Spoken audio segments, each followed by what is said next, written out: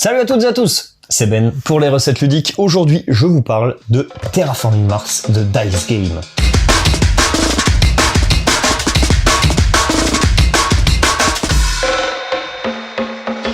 Terraforming Mars The Dice Game, ou juste TM Dice, on va l'appeler comme ça, est un jeu de Jacob Fryxelius, illustré par Isaac Fryxelius et édité chez Frix Games, toute la famille Fryxelius. Donc, il est porté en français par Intrafin, il est conçu pour 1 à 4 joueurs, pour des parties entre 30 et 45, allez, peut-être 1 heure à 4 joueurs, et une difficulté que j'estime sur BGG à 2,5 sur 5. La boîte m'a été fournie par l'éditeur que je remercie, elle ne sera pas conservée, comme je l'avais déjà dit dans une précédente vidéo.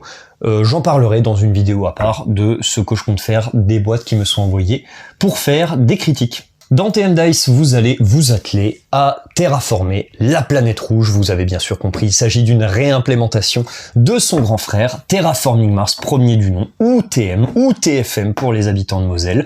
Bon, en tout cas, force est de constater qu'il s'agit d'une version light d'un jeu classique, on va dire d'un Eurogame classique, comme ça se fait énormément en ce moment, j'en avais parlé dans une vidéo précédente, et on constate qu'une fois encore, c'est quelque chose de très en vogue.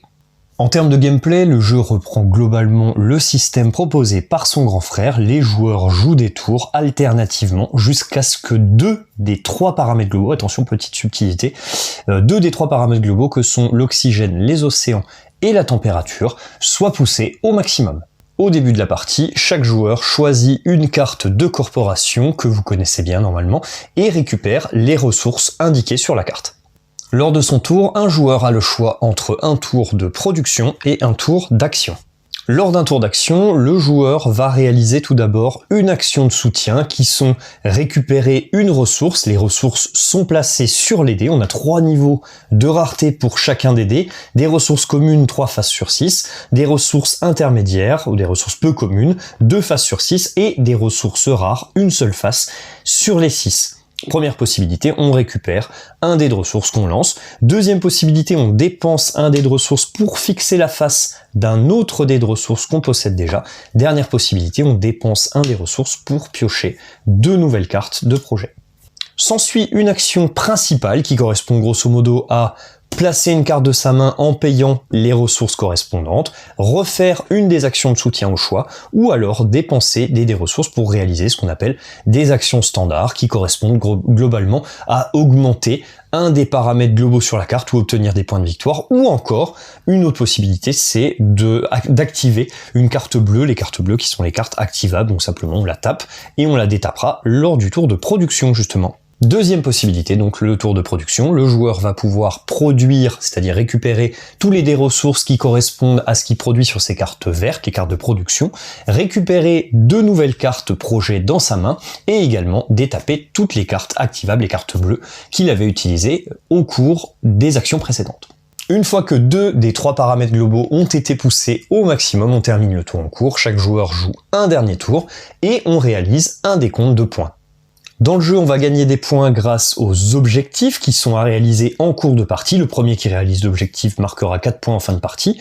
Également grâce aux récompenses qui sont un système de majorité d'un certain type de ressources sur le coût de l'ensemble des cartes que vous aurez posées dans votre tableau. Et également des points de victoire qu'on a obtenus tout au long de la partie en faisant augmenter les 3 paramètres globaux. Et enfin, les points indiqués sur vos cartes projets posées devant vous. Certaines cartes rapportent des points. À l'issue de tout ça, la joueuse ou le joueur avec le plus de points l'emporte. Bon, comme vous pouvez constater, les joueurs de Terraforming ne seront pas perdus puisqu'on est en la présence d'une vraie réimplémentation, un vrai mini Terraforming Mars. On va maintenant donc passer à la partie critique. J'ai fait au total 8 parties du jeu, exclusivement à 2 joueurs. J'aurais voulu au moins jouer une partie à 3 joueurs pour voir un petit peu ce que ça changeait en termes de sensations. Bon, ça n'a pas été possible. Toutes les parties ont été relativement rapides, même la première, je pense, a duré 40-45 minutes. Toutes les parties se font maintenant en 30 minutes maximum. Voilà, donc très rapide au niveau des parties. J'ai perdu dans la majorité des cas. J'ai joué quasiment qu'avec Lily, je pense, à ce jeu. Et je pense que j'ai au moins perdu les 2 tiers des parties. Bon, je le précise parce que dans ma conception, c'est quand même quelque chose d'important. L'appréciation ou non d'un jeu, notamment à l'issue de la première partie que vous allez réaliser. en fonction de si vous avez gagné la partie ou non. Alors c'est ce que je pense, hein, c'est pas forcément la vérité, mais je vous invite à faire l'expérience et à faire une petite introspection de si vous aviez perdu ou gagné dans la situation inverse, est-ce que vous auriez réagi différemment par rapport au jeu en cas d'appréciation ou de non-appréciation? Bref, je vous laisse y cogiter et on va passer tout de suite à l'analyse de ce jeu en commençant par le gameplay. Premier élément à souligner, et ce qui me plaît le plus dans le jeu, c'est que c'est une vraie réimplémentation, un vrai mini Terraforming Mars. Tout est bien repris. En fait, on reprend vraiment tout ce que propose le grand frère dans une version plus condensée, plus courte en termes de timing, plus serrée en termes de règles, plus facile, plus fluide. Et donc on a vraiment quelque chose qui correspond à Terraforming Mars, mais qui est dans une version 30 minutes, on va dire. Alors le plus gros changement, vous l'aurez repéré, hein, j'imagine, c'est la présence de des ressources qui vont se substituer en fait au plateau ressources qu'on a habituellement, avec un petit peu plus de ressources que ce qu'on a dans le jeu de base, bien sûr, mais voilà, il s'agit d'une réimplémentation. C'est des ressources qui pourront peut-être en faire un petit peu fuir certains. Moi, ça m'a pas du tout dérangé, et surtout quelque chose de très important à noter, c'est que on ne relance jamais les dés. Alors on les lance, évidemment, quand on obtient la ressource, on le lance une première fois, mais on ne le relance pas. C'est-à-dire que on a la possibilité d'avoir du contrôle sur les dés par un moyen, c'est de fixer la phase d'un dé. Et comment on fait pour ça? On dépense n'importe lequel de nos dés, donc on renonce à une ressource pour en figer une autre sur une phase spécifique. Donc ça nous laisse en fait quelque chose d'intéressant en termes de contrôle, et ça évite qu'on se retrouve dans une spirale qui peut être très frustrante de relancer des dés sans arrêt. D'ailleurs, dans les premières parties, on s'enferme un petit peu là-dedans éventuellement. C'est de se dire, je vais quand même pas dépenser un dé pour fixer la phase d'un autre. Non, ce que je vais faire, c'est que je vais continuer à prendre ce type de dé avec mon action de soutien, et je vais le relancer, je vais lancer des dés jusqu'à ce que j'obtienne la bonne phase, ce qui n'est pas la bonne stratégie. Défaites-vous tout de suite de ça, parce que ça fonctionnera pas. En tout cas, dans les parties qu'on a pu faire, on a vu qu'effectivement c'était plus rentable de dépenser un dé pour figer la phase d'un autre, plutôt que de continuer à lancer des dés de manière perpétuelle, sans jamais que la phase souhaitée arrive. Donc voilà, plus gros changement, la présence de ces dés ressources qui modifie évidemment le gameplay du jeu, mais qui, je trouve, est une excellente idée et fonctionne très bien dans toutes les parties que j'ai pu faire. Vraiment, ça nous a conquis. Autre changement principal du jeu, et encore une fois, ça permet de fluidifier, ça permet de retirer un petit peu la frustration qu'on peut avoir dans le jeu de base, c'est au niveau des cartes projets, et notamment de la pioche de ces cartes projets, parce que dans le jeu de base, on a accès à ces cartes avec une phase de recherche qui se trouve au début de chaque génération. On prend 4 cartes, et ensuite, pour obtenir de nouvelles cartes, on doit passer par des moyens, je dirais pas détournés, mais par des bonus qui sont plus exceptionnels, par des cartes spécifiques, par des bonus de placement, voilà, par des bonus particuliers, alors qu'ici, en fait, on a une action tout à fait standard de soutien.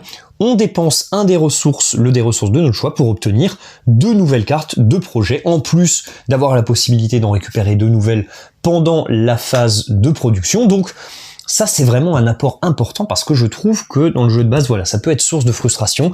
C'est une des ressources les plus chères du jeu de base, les plus valuées, on va dire, qui apportent le plus de valeur au jeu d'aller chercher de nouvelles cartes.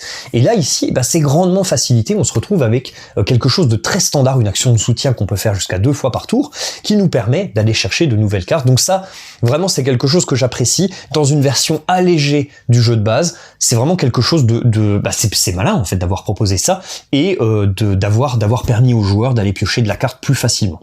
Je vais m'arrêter là sur le gameplay, je pense que vous avez compris, je suis tout à fait conquis par cette réimplémentation de Terraforming Mars qui, à mon sens, est une vraie réimplémentation, contrairement à Terraforming Mars Ares, qui est la version carte de Terraforming Mars, étant déjà un jeu de cartes, bon, c'est discutable, mais bon, toujours est-il que la version Ares ne m'avait pas vraiment convaincu, parce que je trouve qu'on était en présence d'un autre jeu. On gardait certes une partie thématique, une partie un petit peu déroulée du jeu qui était quand même assez proche, mais on avait un système d'action principal qui n'avait rien à voir avec le jeu de base, qui était une reprise vraiment à l'identique du système de Race for the Galaxy, qui est très appréciable, soit dit en passant. J'ai vraiment rien contre ça, mais je préfère du coup jouer à Race for the Galaxy, mais c'était pas vraiment Terraforming Mars. Et un autre élément aussi qui m'avait manqué dans Ares, et ça vraiment, j'y ai repensé il y a pas très longtemps, ça m'avait marqué, il n'y a pas de map dans Ares. Alors, il y a une map, mais il se trouve que on n'a pas de système de placement et d'importance de positionnement des tuiles les unes par rapport aux autres, notamment les tuiles citées et les tuiles forêt.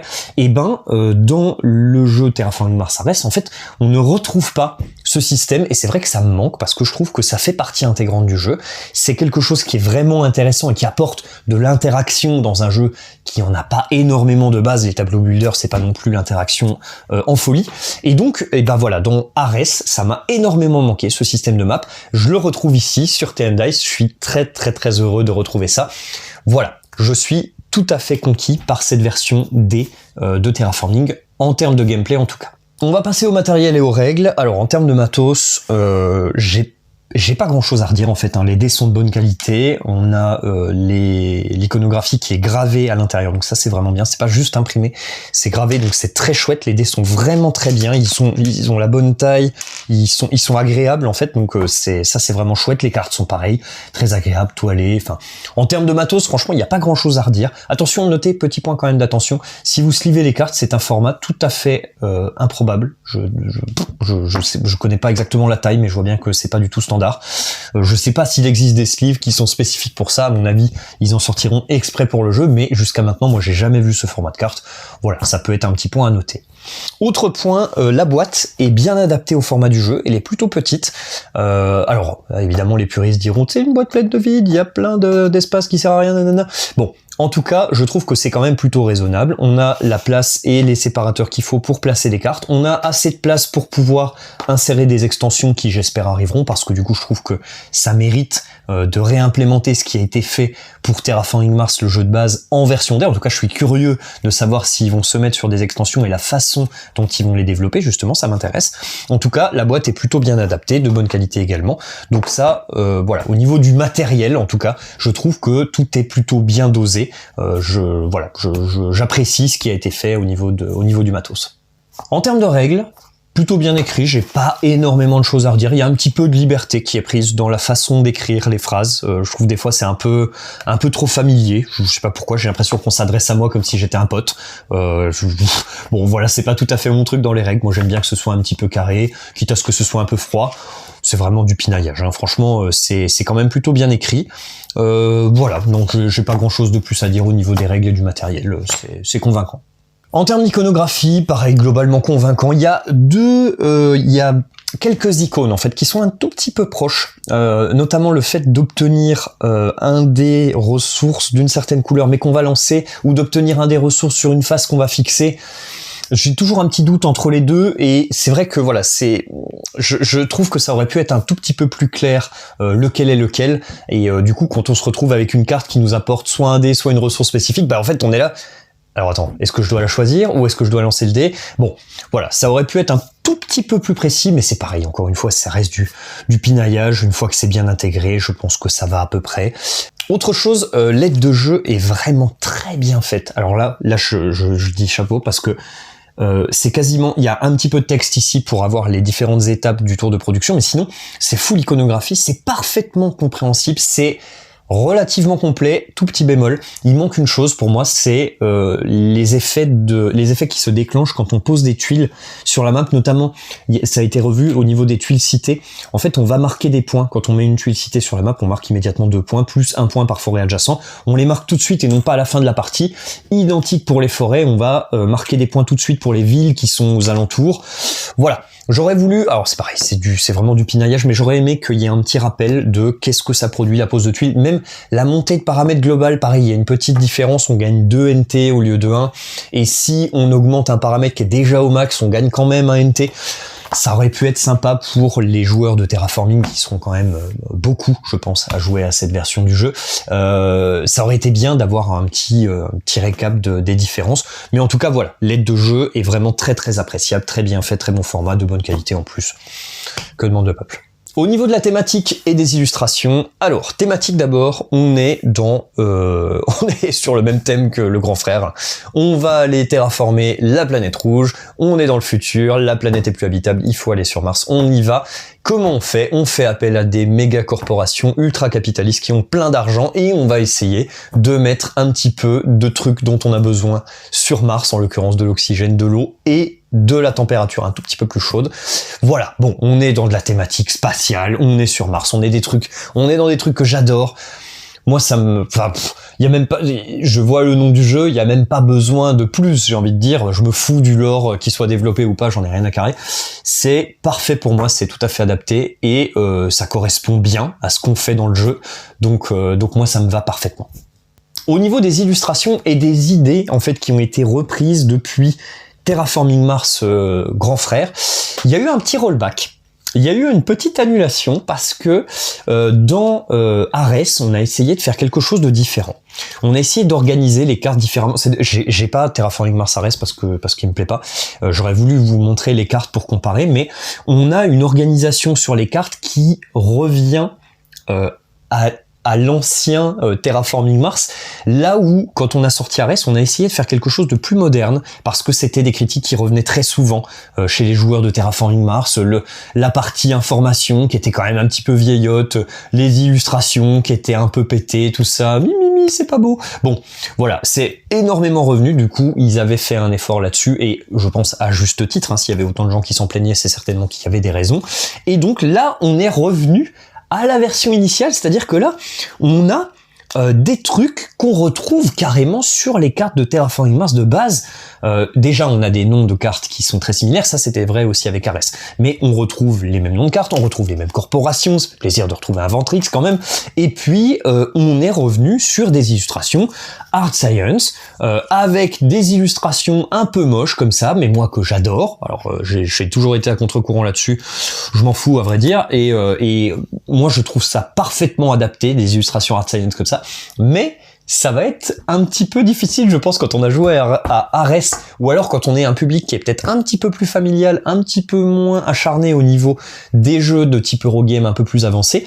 Je sais pas trop pourquoi, à vrai dire. On a fait ce retour arrière parce que je trouvais justement que ça allait dans un sens de quelque chose de plus moderne. Et là, on est revenu aux origines avec les illustrations d'origine. Il y a des trucs vraiment qui sont sur le jeu de base. Moi, ça me va parfaitement d'avoir des images de bactéries productrices de gaz à effet de serre sur 90% de la surface de la carte. Mais je comprendrais parfaitement que ce ne soit pas au goût de chacun. En tout cas, moi, je suis très heureux de ce rollback qui a été fait. Maintenant, par rapport au public visé, je m'interroge quand même pourquoi avoir fait ce choix. Mais franchement, parfait. Alors là, moi, je me régale sur toutes ces illustrations, ces anciennes nouvelles illustrations.